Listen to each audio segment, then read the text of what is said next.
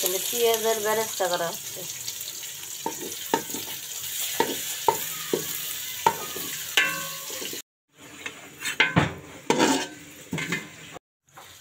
এখন এখানে পেঁয়াজ দিয়ে দিচ্ছি, মাংস ছাড়াবো, গরুর মাংস দিয়ে।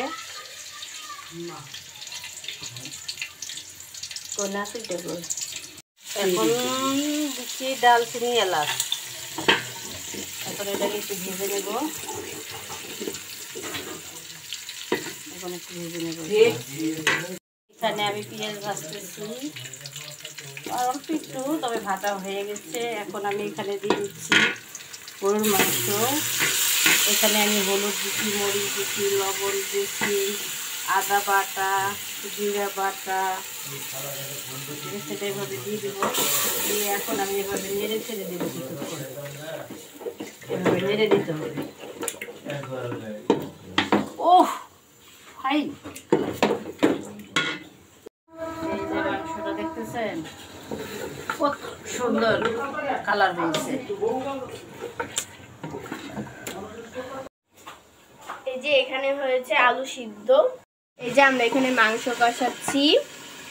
তারপর এখানে রয়েছে পোলাওয়ের চাউল, এখানে রয়েছে বেরেস্তা, এখানে আদা বাটা, রসুন বাটা। আমার দাদু গরুর মাংস খায় না দেখে তার জন্য এখানে মুরগির মাংস, আসলে এটা দেশি মুরগির মাংস, সে মুরগির মাংস খায়। এখানে রয়েছে আলু কাটা, এগুলো ভাজি করা হবে। এবং এখানে পেঁয়াজ, কাঁচামরিচ কাটা রয়েছে। এখানে মশলা ডালি, এটা দেখার মতন কিছুই। তো এই যে আমরা এখানে আলু ভেজে নিব।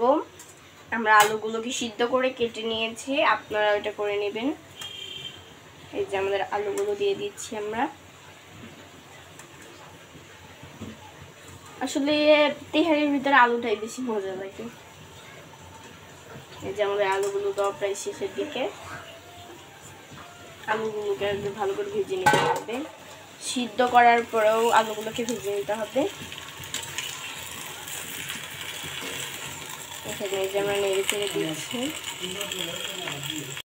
এখন আমরা এটাতে দিয়ে নিব চাউল, পোলাওয়ের চাউল দিয়ে নিচ্ছি। আমরা আমাদের মানুষ হিসেবে আমরা পোলাওয়ের চাউলটা দিয়েছি, আপনারাও দিয়ে নেবেন পরিমাপ মতো। তারপর ভালো করে নেড়ে চেড়ে নিতে হবে, যাতে করে গরুর মাংসটার সঙ্গে মিক্সড হয়ে যায়,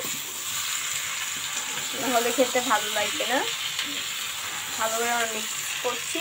আর এই যে এদিকে আমাদের আলুটা প্রায় ভাজা শেষের দিকেই হয়ে গেছে, আর একটু ভেজে নিতে হবে, লালচে লালচে হলে তখন আমরা নামিয়ে নিব। এখন আমরা পানি দিয়ে নিচ্ছি পরিমাপ মতো। পানি দেওয়া আমাদের শেষ। আর এই যে এইখানে আমাদের আলুগুলো ভাজা হয়ে গেছে, এখন আমরা নামিয়ে নিব। এখন আমরা 2-3টে কাঁচামরিচ দিয়ে নেব পরিমাপ মতো, যে যেমন ঝাল খেতে পারে তেমন দিয়ে দিবেন। তারপরে যে নেড়ে নেব। আর এখনই আমরা দিয়ে নিচ্ছি আলুগুলোকে, ভাজা ভাজা আলুগুলোকে দিয়ে নিয়েছি। আলুগুলো খেতে অনেক মজা লাগবে হওয়ার পরে। তারপর আমরা নেড়ে চেড়ে নিচ্ছি ভালো করে। আসলে আমরা অনেক ঝাল খাই, তো এর জন্য কাঁচামরিচগুলো অনেক দিয়েছি আমরা। আর এখানে কিন্তু আমরা পরে আরও পানি দিয়ে নিয়েছি। আসলে আমরা পরিমাপ মতো পানি দিয়ে নিব। এই যে এখন আমরা ঢেকে দিচ্ছি।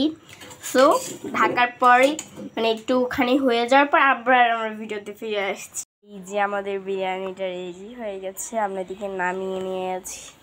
আর দেখেন কি সুন্দর একটা কালার আসছে। ও সরি, এটা বিরিয়ানি না, তেহেরি। আসলে আমি বিরিয়ানি বলে ফেলছি, তেহেরি নামটা আমার মনে থাকে না আসলে। বাট তেহেরি আমি খাই, অনেক ফেভারিট আমার তেহেরি অ্যান্ড বিরিয়ানি বেশি ফেভারিট, এর জন্য বিরিয়ানি বারবার বলছি। এটা আমাদের অনেক সুন্দর করে রান্না হয়ে গেছে। So by.